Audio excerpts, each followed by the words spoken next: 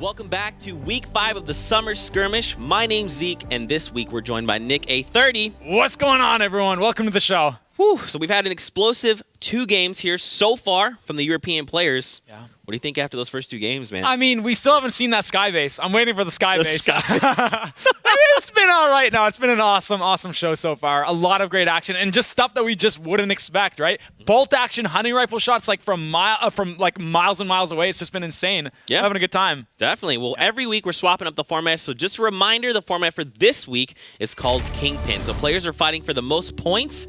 Eliminations are worth 1 point a pop. If your duo can find 7 eliminations or more, for the next game you activate Wrecking Ball, and that means that your eliminations for that next game are going to be doubled.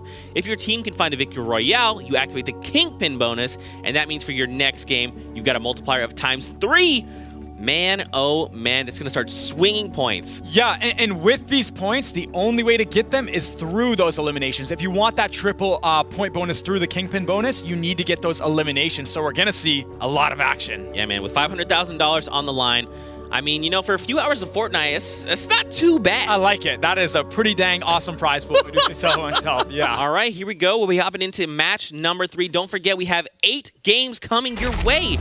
Still so much more action to be seen.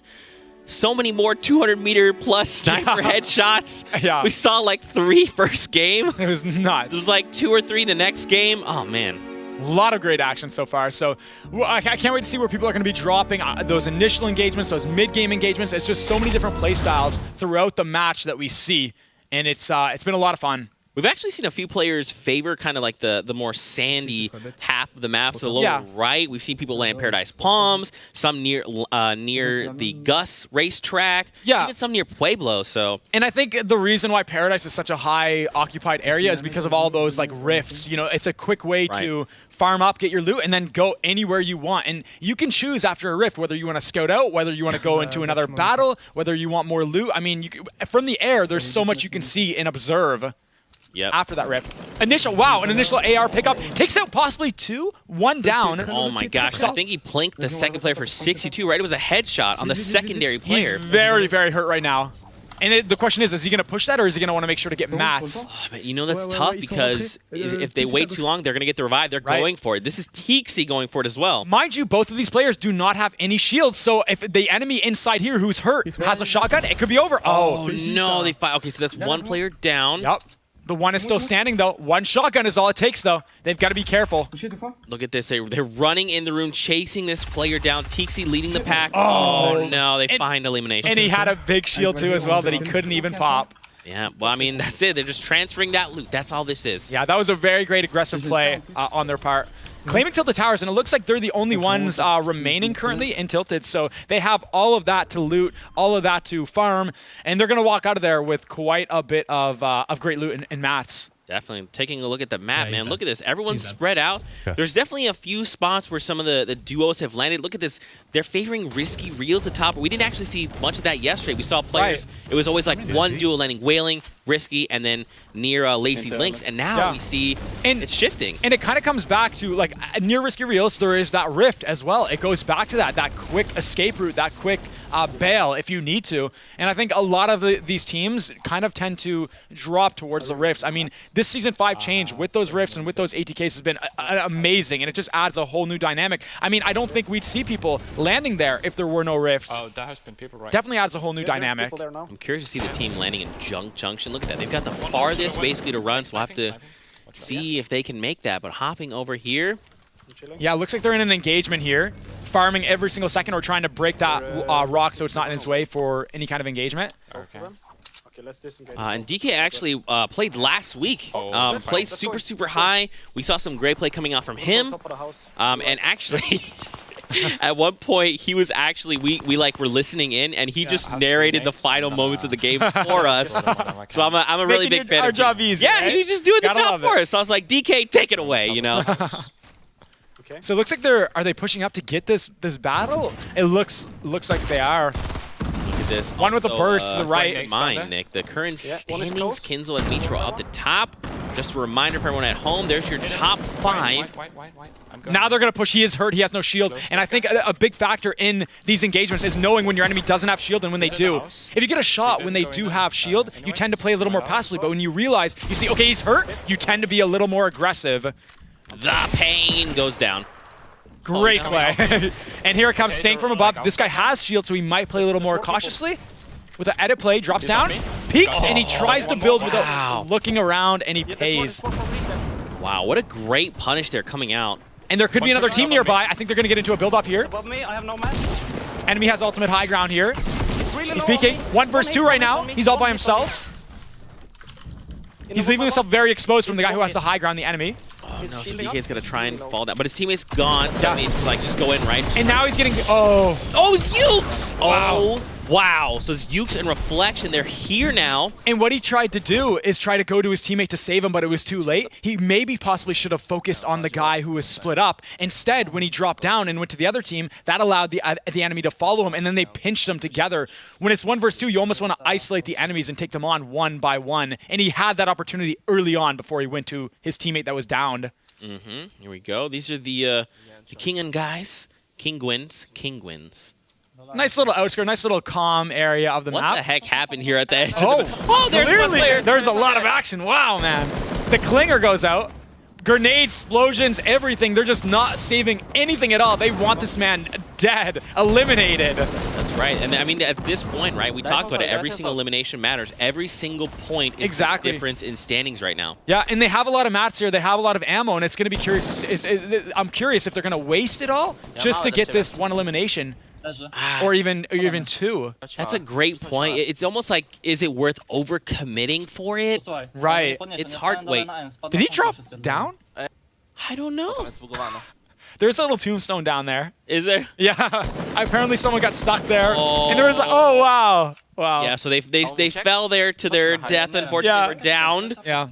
And they secure the elim. A little side story, Muzelk actually tried to rescue someone who got trapped down there in a public match. Oh, yeah. And then he ended up eliminating the player he was trying to save. And so they have a tombstone as a memorial. Epic Games did that as a little Easter egg. It's very, very funny. That. Yep. Yeah. He bounced into him with the ATK and sent the player flying. That's you gotta love the little things that Epic Games does to spice it up and to add that variety. That's right. This is a little bit of a replay here. Peeks and he tries to build without looking around. That was a super dope play. Very good. And then remember, this is when Reflection and then his teammate follow up. Yeah. They played that very well. Another engagement here. He is by himself. Man, this is Mark. Yeah, he's by himself, like you're saying. And no, look at his match, Zeke. I mean, very low. He has no AR or any kind of submachine gun ammo. All he has is a hunting rifle to work with and a heavy shotgun. It's gotta be. It's a tough spot. You can only build 3 things. Right. That's it. And in this engagement, he almost wants to keep that high ground. He probably shouldn't have dropped down here. He's going to waste mats building up, and then he has no cover if he really needs to resort to materials as a last resort escape. Oh, man, only 2 things left to build. Maybe we should listen in. This could get pretty intense. All right, let's listen in.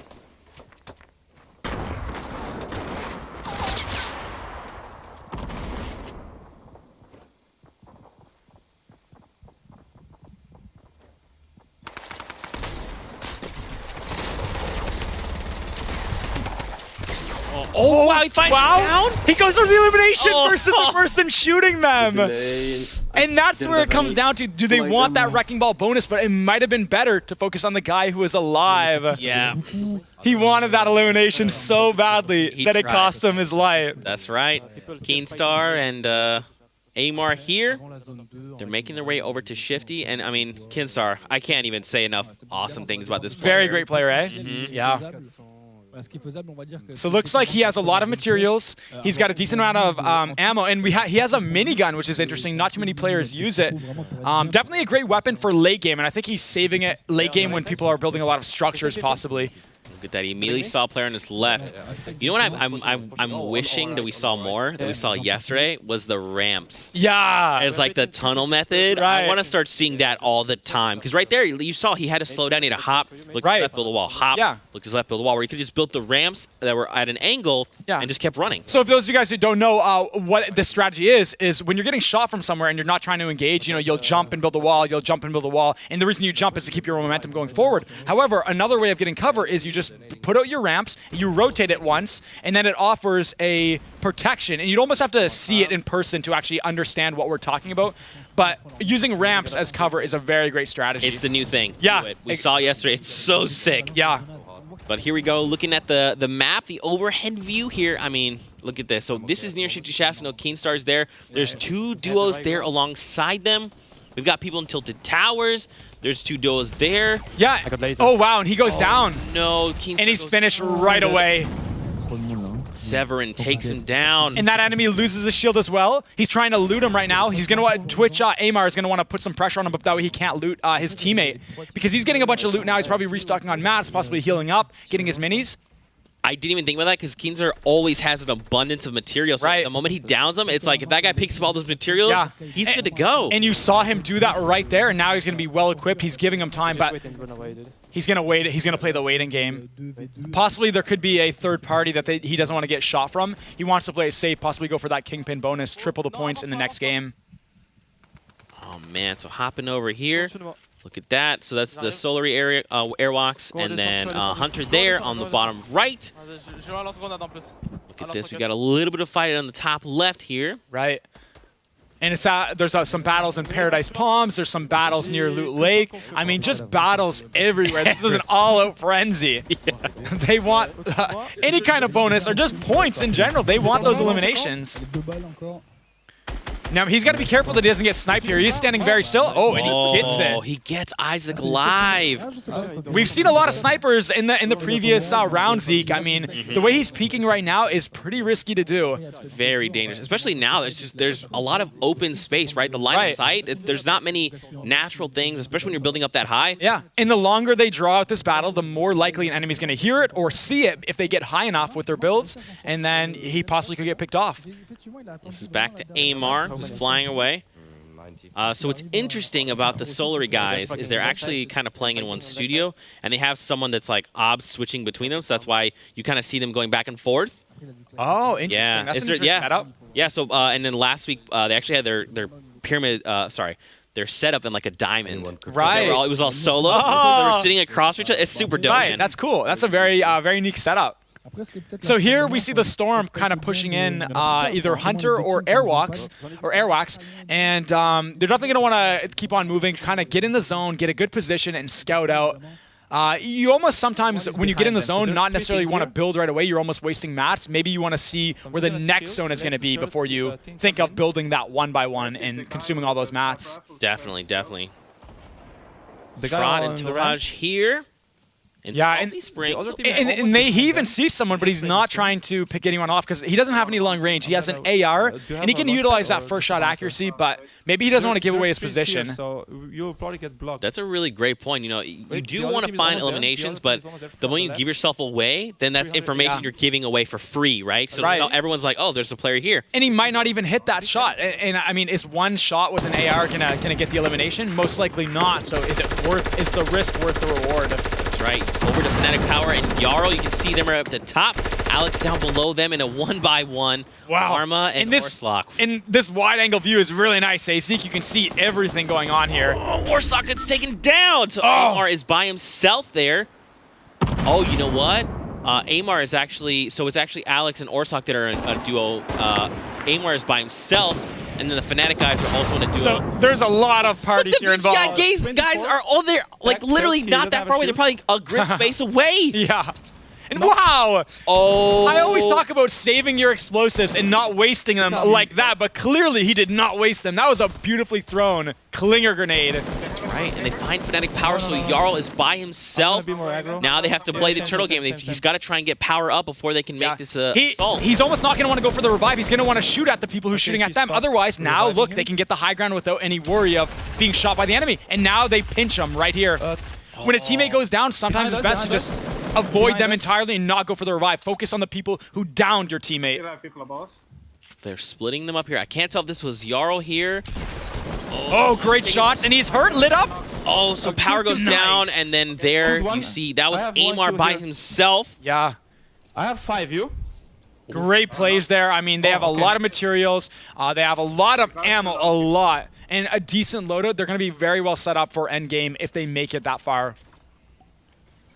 It sounds that your like one of the players here has 5 eliminations, and he was trying I to see call him, I out. see him. Oh, and another enemy right here. Oh, man. Wow, it was a 1 versus 2 as well. That was a crazy hectic battle right there. Yep. Oh, and then he just gets Look, it. it's One Jarl. more kill. Come on, Beautiful chill. play. Oh, what is he Oh, saying? what? Team. Another There's team. another team? Oh, my gosh. Dude, in situations like Oh, this... he's panicking, man. I can't. Chill out. So you saw he fell. His teammate's still building up, though. Right. This is Wow. actually a blessing. And the spray from Wait, behind is is that- one you shot. saw One shot. The enemy team is alone, literally both one shot. alone. Both players are one shot. They need to be aggressive here to get the finish. And if they don't, they're going to heal up. They're going to get in a Both better alone, position and spray him. Mind you, he can go down. Tohaj can go down with 1 shotgun blast. And he's in the storm. A lot of pressure is currently on him. He's got to keep running. Oh, they're all fighting in the storm. And here he comes. Oh, and he goes down. It was the VGA guys. They were right across the hill here. They make their way over. They heard the fighting and said, "We want some of this." And they were so low, I think they both died. He weakened them so much that both of them ended up dying. They wanted to take him with them. That's right. The trade right there, and I think Tohaj's teammate realizes he needs a bail. I mean, when the storm closes, it's going to chunk for 5 damage per second. I mean, there's no way they're getting out of that, even with the med kit that he has. Yeah, it's just, especially because you have so far to run. If they had like a launch pad or, bouncers, okay, sure. They only have 1 bouncer. That's not going to get them back there. Yeah, and it just comes back to, sometimes when your teammate goes down, as we were saying, you just got to leave them. You got to be selfish in some of these scenarios. Otherwise, you'll both end up dying versus just one of you. Or getting eliminated versus one. That's right. Over to Lunary and Solary. Airwax and Hunter. This is here Airwax, and he has 3 eliminations. In that team up on the hill, you saw a metal structure being built. They are in the zone just barely. And I think right now, everyone's just waiting to see where the next circle is going to be to plan their next move to get in a better situation to try to find a better scenario to engage. That's right. But it doesn't look like he's trying to look for a fight here. So Hunter has no eliminations. Okay, so Airwax has 3, so they need 4 more to initiate Wrecking Ball. Yeah. I mean, unless they get a Victory Royale, in which case. Yeah. And now you see everyone's moving in. As soon as that next circle comes in, everyone wants that better position in the main circle before other players currently get in like so. And now this is where they can get picked off very easily. So they're going to maybe want to start building ramps, trying to build walls. And here's Yet at far away. Man, that was I was very brave. I don't know that I personally could have ran toward, a 2x1. Right. But, it looked like the players were still building, so they were like, look, they're building. We have a small window to get to where we need to go and immediately start building, and you saw that's exactly what happened. Yeah. And here it is. He has the high ground right here. Enemy down below. There was an RPG. I'm not sure if it was a teammate's RPG or an enemy. That's something to consider. I think it's a teammate. They're both firing at the same enemy, and it looks like a 2 versus 1 here. Great pressure. They're focused on the same wall here. Oh, and he doesn't even build. Nice. Cypher Snafu. They find the elimination. They have 1 under their belt. Great teamwork there. I mean, there's not much you can do when you're getting pinched by 2 players. I mean, you almost have to fight back. Otherwise, they're just sitting in the open, and a lot of people stay still as they're trying to put that pressure. A lot of people don't expect one person to fight back when they're being outnumbered. So the good players will try to always fight back. And in that situation he was in, it was tough even for him to fight back with where he was at and the storm right on him as well. He did a very good job. Absolutely. 20 players left. There's the little map. You can see it there. Players are spaced out, but man, they're going to start to forced in by the storm, and they're going to have to make some decisions. They got the matching skins as well. Oh, yeah. Those are the founder skins. I love them. Right. Very nice, very nice. Scouting out, waiting for the next circle, I think, before they make their move. They're possibly counting teams, seeing where everyone's at, so when they do decide to push in, they don't get blindsided from someone who is below them or to the right. They have eyes on everyone right now. They're trying to scout. Look at that. They're looking at third party. You saw some of the tracers at range. They're fighting each other. You see rockets being fired in. I mean, it almost begs the question. Oh, Wow. Wow. So if someone finds the final elim there in Andiza, that means that elimination is going. There you go. Wow. Airwax can secure it there. And my God. I was going to ask the question, is it worth it to, while they're distracted building off, like to push in and go for the center of the zone to get closer to the next circle, or go for those eliminations? And clearly, they took the right option by going for the eliminations. Great plays right here. We saw Hunter do the Razor do this a few games ago, when you're seeing two people fight, you want a third party, right? And you saw it. They find an elimination just because some player wasn't paying attention. They're like, hey, look, this is our threat. And then immediately Aerox says, look, you've given me just an inch. I'm going to turn that into a mile, and now I have an extra elim under my belt. And I mean, people get tunnel vision. We saw that in a clip earlier where it was a 2 versus 1. And I mean, the two players were just focused on that one because the one was just like building or not really doing anything back. And those are perfect opportunities for third parties because they're so tunnel vision focused on that just one enemy that it provides such a great opportunity to do a lot of damage. Look at this, stink bombs. He's carrying 4, trying to flush people out. They need to get out of the gas there or they're going to start taking a bunch of damage. Yeah, a lot of action happening here. And mind you, the storm circle is very far. It moves very quickly, and there's 40 seconds until it moves. So they have to be aware of that. Have to be quick. The shotgun play from up above focuses on the one below him as well. He's not trying too much attention to just one person. That team fire, and now they can team fire the second. Nick, that was City Driver. They have eliminated City Driver. They're very close here. A couple C4s. They don't want to stay too close in both loot. Almost one should be looting, one should be scouting at this point. So Camo was City Driver's teammate, and they had a Kingpin bonus from last game, so their points would have been tripled. We have to hope that they found any amount of eliminations, man. Yeah. These points are very vital. I mean, it's not easy to get the Kingpin or the Wrecking Ball bonus, so they want to make advantage of it, or take advantage of it while they have it. Exactly. We saw Tesco and Snafu went down, and then Fnatic Power and Jarl also went down. They had Wrecking Ball, so yeah. We got to just hope, man, they find some eliminations. And here's that storm. Oh, wow. And they start running early from the zone. And then this enemy picks them off, one of them, and there's no way he's getting revived here. Oh, it's Camo. Camo's still up. Wow. So Camo still has Kingpin bonus active. So even that one elimination, if that was the only one he has, that's now 3 points. And as we saw with Camo getting that elimination, sometimes it's better to wait before you run to the next circle. Wait till the zone pushes everyone out. Otherwise, Camo's going to be up top, and he's going to laser you while you're trying to go to the next zone early. Oh no, look at the top there. Atlantis, Mitro, and Kinzel. These guys are the guys at the top. They're all the way above. They have high ground. Great positioning. Great positioning. This is going to be an interesting battle, Zeke. Man. 10 players left, Nick. Yeah. Everyone is now racing to try and get better position. They're all tunneling, trying to just give themselves any advantage that they can right now. And as you can see, they're extending a ton of 1x1s. I mean, they're just trying to set up a nice little tunnel and claim all that area so no enemies can build next to them. And that way they have a clear advance to the next zone coming up very soon in 25 seconds. Interesting that he drops this remote explosive for the rocket launcher. Right. Yeah, and maybe it's a thing of, because I think, how many remote explosives I didn't see, but maybe it's a possibility of he has 12 rocket ammo or RPG ammo, so there's more explosions that can be made versus only like 4 remote explosives. And the thing is, too, is rockets fly in a straight line, right? So once you fire, you fire and forget, whereas with the remote explosive, you actually kind of have to, like, throw it. You have to make sure you're marking it correctly and all that stuff. Yeah. Look at that, bouncing out. Alex, look at that. Alex says, nice bouncer. I'm going to put some damage on you. That was Kinzel. Goes down, and the storm is going to consume him. He's not going to be able to escape that. A lot of RPG use going on right now, as we just saw. Oh, look at that. So Kinzel goes down. That means only Atlantis Mitro from last 2 games ago. Yeah. Mitro is currently, their team is at the top with 17 points. He's very high up as well. He can easily get shot down. Hopefully he's reinforcing that, and now an enemy connects it as well. It's a little better reinforced. And now it's a battle of high ground. The zone is so close now. The enemy, wow, and there's that RPG. Okay. And here it comes, 2 versus 1 from, wow, and they're peeking from below, from above. They're dropping down. Shotgun shots everywhere. There's no mats. They have no mats. Wow, and he gave up the high ground. The enemy dropped down. Oh, someone's building up too. This is not good. Nick, only 6 players left. You've got to hope his teammate has some mats to share with them. Absolutely. I mean, I feel like at this point he would have given him some, right? Right. They both could be out of mats. They could be in a tricky situation. How do they get to the next zone? They have to drop down on ground level. If they survive, there's 3 seconds now. The storm is coming in. It sounded like one of the rockets may have damaged shields. Hard to say. Oh, look. Okay, so he gives him some metal. No, but it was only like 20. It was like 20. He can build 2 walls or 2 ramps or 2 floors. That's not good. And the RPG brings someone down. So there's it looks like a few. It's duos. Or now look. So it's 2 duos. Caught in the storm. Now the storm and is singletons. Yeah, and the storm is checking for 10 Zeke as well. So they got to be very aware of that as they're trying to fight.